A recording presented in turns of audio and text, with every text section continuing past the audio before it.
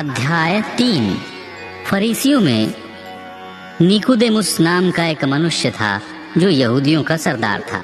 उसने रात को यीशु के पास आकर उससे कहा, हे रब्बी, हम जानते हैं कि तू परमेश्वर की ओर से गुरु होकर आया है, क्योंकि कोई इन चिन्हों को जो तू दिखाता है, यदि परमेश्वर उसके साथ न हो तो नहीं दिखा सकता।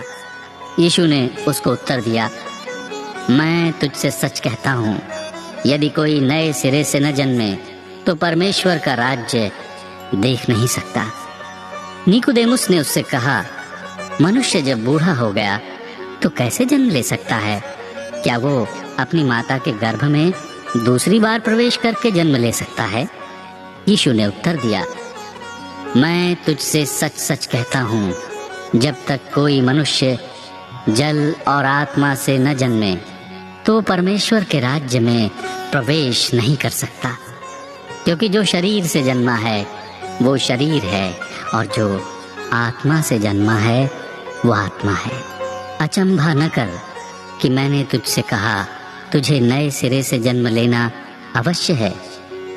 हवा जिधर चाहती है उधर चलती है, और तू उसका शब्द सुनता है, परंतु नहीं जानता कि वो कहाँ से आती और किधर को जाती है। जो कोई आत्मा से जन्मा है वो ऐसा ही है। निकोदेमुस ने उसको उत्तर दिया, ये बातें कैसे हो सकती हैं?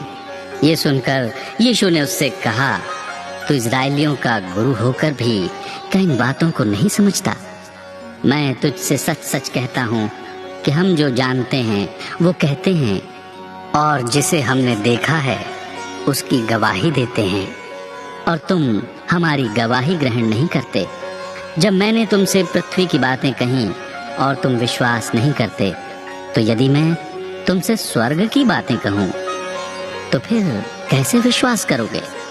कोई स्वर्ग पर नहीं चढ़ा, केवल वही जो स्वर्ग से उतरा, अर्थात मनुष्य का पुत्र जो स्वर्ग में है।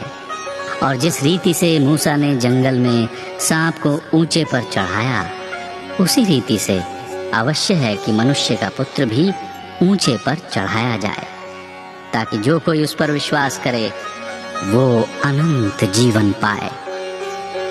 क्योंकि परमेश्वर ने जगत से ऐसा प्रेम रखा कि उसने अपना इकलौता पुत्र दे दिया, ताकि जो कोई उस पर विश्वास करे वो नष्ट न हो परंतु अनंत जीवन पाए। परमेश्वर ने अपने पुत्र को जगत में इसलिए नहीं भेजा कि जगत पर दंड की आज्ञा दे, परंतु इसलिए कि जगत उसके द्वारा उद्धार पाए। जो उस पर विश्वास करता है उस पर दंड की आज्ञा नहीं होती, परंतु जो उस पर विश्वास नहीं करता वो दोषी ठहर चुका, इसलिए कि उसने परमेश्वर के इकलौते पुत्र के नाम पर विश्वास नहीं किया। और दंड की आज्ञा का कारण ये है कि ज्योति जगत में आई है, और मनुष्यों ने अंधकार की ज्योति से अधिक प्रिय जाना, क्योंकि उनके काम बुरे थे। क्योंकि जो कोई बुराई करता है वो ज्योति से बैर रखता है और ज्योति के निकट नहीं आता, ऐसा न हो कि उसके कामों पर दोष लगाया जाए। परंतु जो सत्य पर चलता है वो ज्योति के निकट आता है, ताकि उसके काम प्रकट हों और वो परमेश्वर की ओर से किए गए हैं। इसके बाद यीशु और उसके चेले यहूदिया देश में आए, और वो वहाँ उनके साथ रहकर बपतिस्मा देने लगा। यूहन्ना भी शालेम के निकट ऐनोन में बपतिस्मा देता था, क्योंकि वहाँ बहुत जल था और लोग आकर बपतिस्मा लेते थे। यूहन्ना उस समय तक जेल खाने में नहीं डाला गया था। वहाँ यूहन्ना के चेलों का किसी यहूदी के साथ शुद्धि के विषय में वाद विवाद हुआ, और उन्होंने यूहन्ना के पास आकर उससे कहा, हे रब्बी, जो व्यक्ति यरदन के पास तेरे साथ था और जिसकी तूने गवाही दी है, देख वो बपतिस्मा देता है और सब उसके पास आते हैं। यूहन्ना ने उत्तर दिया, जब तक मनुष्य को स्वर्ग से न दिया जाए तब तक वो कुछ नहीं पा सकता। तुम तो आप ही मेरे गवाह हो कि मैंने कहा, मैं मसीह नहीं परंतु उसके आगे भेजा गया हूँ।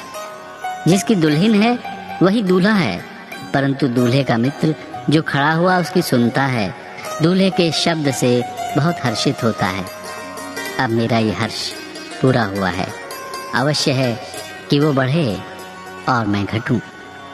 जो ऊपर से आता है वो सर्वोत्तम है, जो पृथ्वी से आता है वो पृथ्वी का है और पृथ्वी की ही बातें कहता है। जो स्वर्ग से आता है वो सबके ऊपर है। जो कुछ उसने देखा और सुना है उसी की गवाही देता है और कोई उसकी गवाही ग्रहण नहीं करता। जिसने उसकी गवाही ग्रहण कर ली उसने इस बात पर छाप लगा दी कि परमेश्वर सच्चा है, क्योंकि जिसे परमेश्वर ने भेजा है वो परमेश्वर की बातें कहता है। क्योंकि वो आत्मा नाप नाप कर नहीं देता। पिता पुत्र से प्रेम रखता है और उसने सब वस्तुएं उसके हाथ में दे दी हैं। जो पुत्र पर विश्वास करता है अनंत जीवन उसका है, परंतु जो पुत्र की ही नहीं मानता वो जीवन को नहीं देखेगा, परंतु परमेश्वर का क्रोध उस पर रहता है।